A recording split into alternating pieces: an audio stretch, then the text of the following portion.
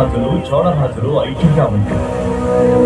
మన వెన్నంటే నిలిచిన తెలుగు ప్రజల క్షేమం కోసం నేను ఈ నగరాన్ని గోదావరి సమక్షంలో నిర్మించాను.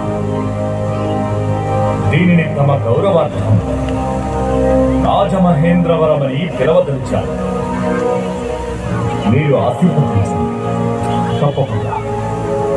అలాగే కాదు.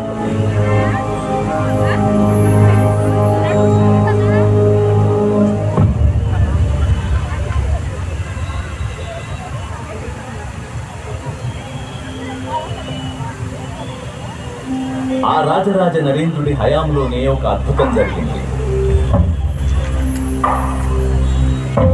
అన్నయ్య గారు, ప్రభు, నాదొక కోరిక. చెప్పండి.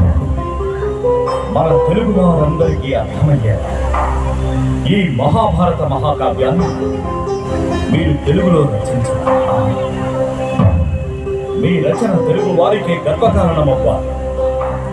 మన రాజమహేంద్రవరం తెలుగు వారి సాంస్కృతిక రాజధానిగా విరాజిల్లాలి. ఆహా, చక్కటి ఆలోచన ప్రభు.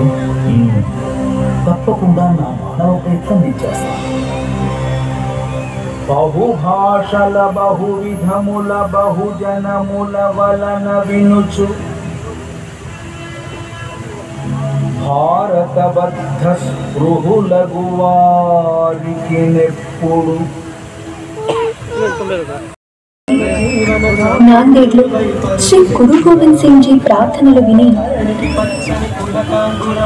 బాసరలో సరస్వతి అమ్మవారి దగ్గర అక్షరాభ్యాసాలు వీక్షించి భద్రాచలంలో శ్రీ సీతారాముల వారి పాదాలు కడిగి పాపికొండల అందాలు ఆస్వాదిస్తూ ఇదిగో మన రాజమహేంద్రవరం జనాల మనసులోని నూతులు తెలుసుకొని కోనసీమ దాటి సాగర సంగమంతో ముగుస్తుంది.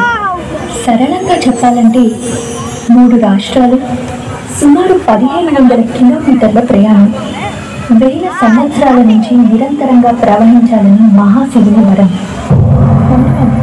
బ్రహ్మగిరి పర్వతంపై తపస్సు చేసుకుంటూ ఎన్నో పుణ్యకార్యాలు చేస్తున్న గౌతమ మహర్షి పైన ఇంద్రుడి మాయ వల్ల, ఇతర దృష్టి అపోహ వల్ల గోహత్య పాపం మోపబడింది.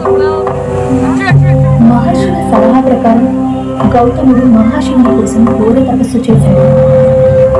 ఆయన తపస్సుతో ప్రసన్నుడైన మహాశివుడు వరం కోరుతుండగా గౌతముడు తనని గోహత్యా పాపం నుంచి విముక్తి కలిగించమని వేడుకున్నాడు. శివుడు తన జటాజూటంలో ఉన్న గంగని దించి ఔదంగల వృక్షం వేర్లలో వెలువమని ఆజ్ఞాపించాడు. దిగి వచ్చిన గంగా మహత్యంతో గౌతమ మహర్షి తన పాపాలన్నీ కడిగేసుకున్నాడు. గౌతముడికి వరంగా వచ్చింది కాబట్టి గౌతమి అని, దక్షిణంలో వెలిశాను కాబట్టి దక్షిణ గంగా అని, గోహత్య పాపం నుంచి విముక్తి కలిగించాను కాబట్టి గోదావరి అని నన్ను పిలుస్తూ ఉంటాడు.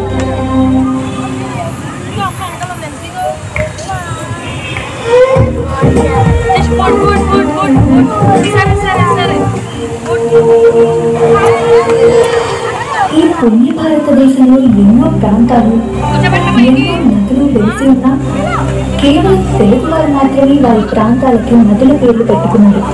అందులో మా పేరు ఉండటం కూడా ఒక విశేషమే. అందుకే నేను తెలుగు వారన్నా, అందులో 1000 సంవత్సరాల చరిత్ర గల రాజమహేంద్రవరం అన్నా నాకు ఎంతో ప్రీతి. వేల సంవత్సరాల పూర్వం బౌద్ధుల ఆనవాళ్లు వెలికి వచ్చిన మన రాజమండ్రి మూలాలు 10వ శతాబ్దం నుంచే వినపడతాయి. ప్రస్తుత శకం 919 నుంచి 934 మధ్యకాలంలో తూర్పు చాళుక్యరాజైన అమ్మరాజు విష్ణువర్ధనుడికి, ఆ తర్వాత అతని వంశంలో వచ్చిన రాజులందరికీ రాజమహేంద్ర అనే బిరుదు ఉండేదట. మొదటి విష్ణువర్ధనుడే ఈ పంచగిరుల మధ్య నగరాన్ని కట్టించి దానికి రాజమహేంద్రవరం అని ఘనమైన పేరు పెట్టాడని ఒక నానుడి ఉంది.